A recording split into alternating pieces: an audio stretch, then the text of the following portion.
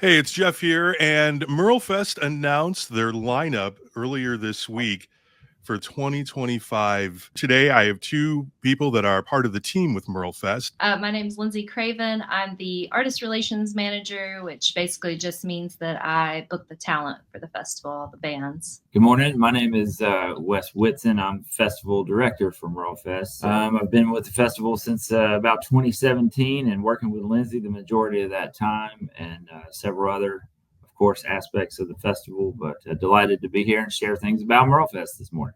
With this lineup that you have for 2025, it is truly incredible. Thank you. We're really proud of our team. All of our team works so hard together to make MerleFest just a unique event that you just can't experience anywhere else. It's well run. I think people don't realize how smooth a festival can go until they come to MerleFest and experience it and all the work that goes into it. 100%. So, Lindsay, this lineup that you put together here, let's talk a little bit about that lineup. Not only the headliners, but some of the other acts that we're seeing on here. You know, first of all, you have Bonnie Raitt that's going to headline. You have North Carolina's own the Avett Brothers coming back to MerleFest, which I told my wife about that, and she said, "Well, I'm going with you this year, just so you know." Nice. So she's very excited about that. You have Sam Bush. You have the Dead South, which on social media, they are getting a lot of love, and people are very excited to see them too. So, Lindsay, how did this lineup kind of come together? So several of these we've been working on for a long time. It's always a process of working out our schedule with the artist schedules and making everybody's budgets and tour schedules line up just the way they need to be to make MerleFest happen with the artists that we love to have. So Bonnie has been a long time in the making and has been the ultimate dream of mine. I'm a huge Bonnie Raitt fan myself. I've been singing her music since I was at least 2 or 3 years old. Yeah. So, you know, it's a big deal for me to have her make her debut for the first time at MerleFest because I know she's one that we've been trying to get even prior to me taking this role.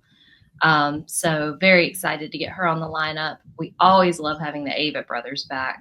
You know, they credit us a lot of times with, you know, being the start of the Avett Brothers. I know Scott has said that it was a choice during their first MerleFest experience of whether if they got booked, then he was going to pursue music. And if they didn't get booked at MerleFest, he was going to pursue art. So, you know, we have a special relationship with the Avetts, and they're very kind in joining us on a fairly regular schedule. And it's always a special performance when they're there. They always just give our fans just the most amazing night. And the Dead South is another one we've been working on for quite some time. And as you probably know, they hail from Saskatchewan, Canada.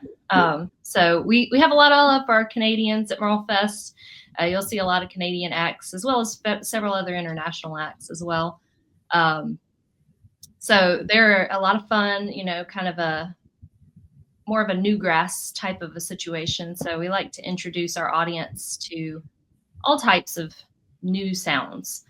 And then Watch House, of course, is another North Carolina-based band that our fans love, and it's been since 2018, I think, since they were last there. So our fans have been eager to have them back, see them again, and I think that's going to be a beautiful Sunday performance. And then Wyatt Flores is a new up-and-coming act that I think a lot of people are going to either discover or are going to be excited to see for the first time. He's really been blowing up on the country scene and the, you know, kind of the underground, like Zach Bryan, Tyler Childers, the ones who aren't making the radio but are really doing something out there in the country music world. So I think a lot of people are either going to be psyched to see him on our stages for the first time or psyched to discover him when they come to see us. And then, of course, the War and Treaty, they're just amazing. Definitely for our fans who don't know who they are, which I don't know how you don't know the War and Treaty at this point, but right? If you don't, you're going to love them. So I think a lot of our staff has learned that too. You know, some of our staff has been introduced to them in this process of helping select our lineup, and we've had a lot of staff members who've fallen in love with that band. And I think MerleFest is very much about discovering your new favorite artist in a lot of ways. Last year there was a lot of artists that I was turned on to who I'm following now, and now they're coming through Chicago and playing other festivals and things like that. So it's really a great way not only to see the bands that you truly enjoy, but to discover new music as well. Yeah, I think that's the great thing about MerleFest is we have 12 stages. So, if you might be heading towards a stage to see somebody you know and love, or at least someone you know, and you're trying to catch them for the first time, but you're going to find at least one or two bands along the way that you're going to hear playing and stop and go, oh, wait, what's that? It's kind of like the little dog from was it Up movie where it's just like, oh, squirrel. Yeah. It's just so much great music. It's hard to catch everything, but you just spend the whole weekend falling in love with artists, either that you knew and have been listening to their music for a while, or that you've just never heard before, but you're going to leave with a whole new playlist of artists that you love. The way things are put together there, you have all of these great artists, and then there's this beautiful backdrop that just showcases and highlights all the beauty of Wilkesboro, North Carolina. How is it kind of putting together like all these different stages? It's really a pleasure and really a dream come true. I've been a fan of the festival for a long time, and just exactly to your point about the aesthetic beauty of the area, we're so lucky to be able to celebrate music in such a cool spot. I remember, in the early 90s or mid 90s coming to the festival and just being blown away by that very thing.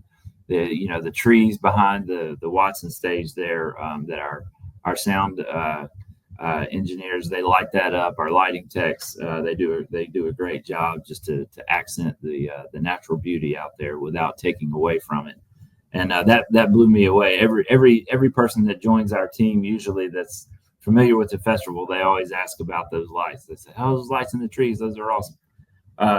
But it's great. And to Lindsay's point, I don't think a lot of people don't really, they come to MerleFest and they have a great time, and they're seeing all these artists for the first time, or artists they've always wanted to see, and just blown away by things, and really by design, you don't really have to think about what goes into making it happen, or the behind the scenes stuff that we're doing. But we work all year long on it to make it happen. 12 stages, over 70,000 folks over the 4 days of the festival. So it's a huge undertaking, and we take a lot of pride in making sure that we provide the most quality festival that we can, the safest environment, the most inclusive environment we can. It's a special thing to be a part of. I've been so happy that to come on board here after being a fan for several years and see it from the backside of things. But everywhere you look, there's a different group of people, maybe volunteers or a volunteer group that have a certain duty to, they're a part of the puzzle to make it happen. But everywhere you find special people that take a lot of pride in what they do, because we're all raising money to better the lives of students in our service area. And it's a really cool thing to be a part of. Yeah, Wes, there's an overwhelming sense of community with your volunteers. Everybody that I interacted with, they were all positive and they were extremely welcoming. It's like the community looks forward to MerleFest every year. The community is very much MerleFest and a part of MerleFest.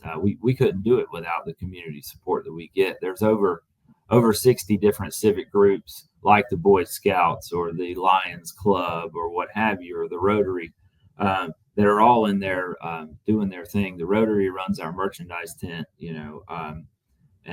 so it really is that unity of community, everybody coming together. Everybody looks forward to it every year. And again, we couldn't do it without that community support. But MerleFest is the largest fundraiser for the Wilkes Community College Foundation.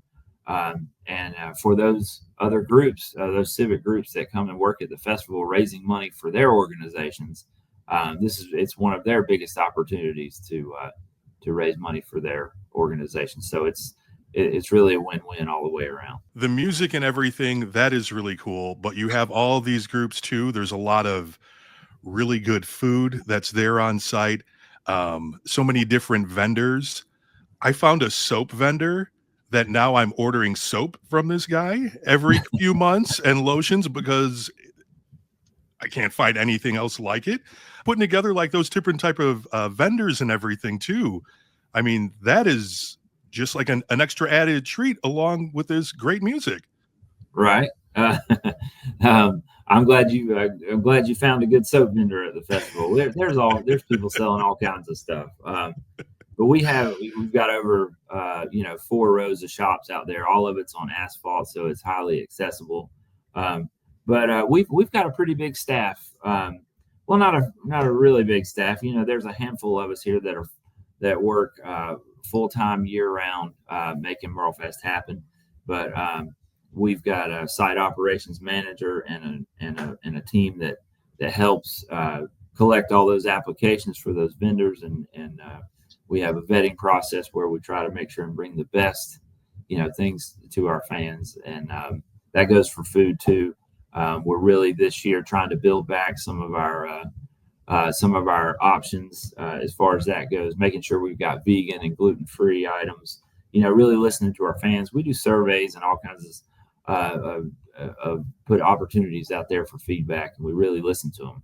When it comes to the lineup, when it comes to the food that we're serving, we're all about making it the best experience for our fans. So I appreciate you mentioning that. Yeah, the food and the shops out there, they're a thing in itself out there. There's music everywhere. There's 12 different stages, but everywhere that you turn, there's music and smaller stages and things like that. How about some of those local artists that you bring in just to kind of not necessarily play the smaller stages, but by all means, those smaller stages, the music there is equally as good. Yes, one of the popular things that we host every year is our band contest. It happens on one of our small outdoor stages. It's a permanent stage called the Plaza Stage. And so on Saturday, we have 8 different bands that are competing to be the MerleFest Band Contest of the Year, or Band Contest Winner of the Year. And we've had some amazing talent over there. I think it's getting more and more popular every year with our audience. Kind of goes most of the day. So, as people are running back and forth from maybe Hillside to the dance stage or to the Americana stage, they kind of catch, like I said, to just be walking by and catch a bit of a tune and be like, oh, what's that? What's going on over here? And, maybe go listen for a minute and discover a band that, is just getting their start, really, a lot of them. And many of those are local bands. We get a lot of bands from Asheville in that contest. We've had more and more from Raleigh, Wilmington, even some, South Carolina bands, some Tennessee bands. So, that's a great place for up and coming talent that, you can discover and you probably haven't seen yet, but you might be able to catch at your local venues afterwards. So I think that's a great spot. Our Roy Bookbinder puts together our acoustic blues show every year that happens in Mays Pit now. And there's some amazing talent that ends up in there. This year we have an artist named Murian Bradley from Ireland that we're real excited to have be a part of that. So I think that's going to be a neat one. And that's actually, speaking of audience polls and things, you might not think it, but we actually do read all those Facebook comments and Instagram comments, Twitter comments. And we look at all those and painstakingly make a little checklist of who people are asking for. So, Murianne actually popped up on that survey a couple times for when we asked people what do they want to see in 2025. And so, we pay attention to things like those, and we try to bring the artists that our audience is asking for. Anyone who's looking to get tickets, where should we send them? Yeah, MerleFest.org. You can buy single-day tickets. You can buy 3-day tickets. You can buy 4-day tickets, but you might as well go ahead and buy the 4-day because you want to. Yeah. Also have our late night jam tickets on sale there. We're bringing that back for the first time in a while. And Sam Bush and friends will host that for us. So that's going to be a fun night with lots of surprises and excitement. So that's a new thing for 2025 that you definitely won't want to miss. And it is a separate ticketed event, but will be well worth it. And nice indoor stage at our Walker Center. If anybody's still on the phone, they can call 800-343-7857. Talk to somebody live in the box office if they need a little direction as to what might be the best ticket package or value for them. Lots of options there. It is truly an incredible festival. One of the best that I have absolutely been to. Like I said, so welcoming, all the inclusion and everything that you have there. It's extremely accessible. It is family friendly. It's a great environment. It is so cool. Awesome, Jeff. I'm so glad you're looking forward to it, and can't wait to catch up with you when you're here on campus. I hope we get an opportunity to take in a little music or something. Anybody listening today, just check out the website, MerleFest.org, and that's just going to open your eyes to everything that is going on there. Thank you so much, Jeff. We really appreciate the opportunity to talk to you this morning. Thank you.